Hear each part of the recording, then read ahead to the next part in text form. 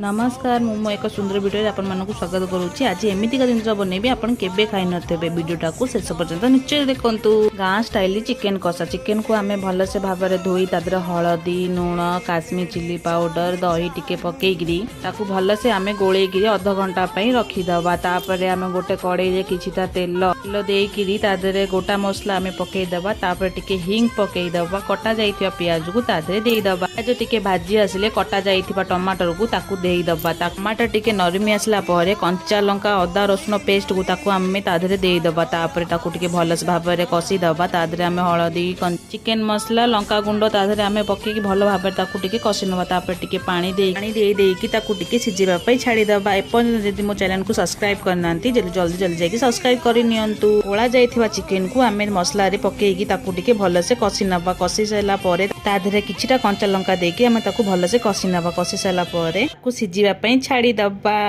देखो chicken कषा ready. आपण मानक वीडियोटा केमती लागिला कमेंट माध्यम निश्चित कहतु। रही जय जगन्नाथ।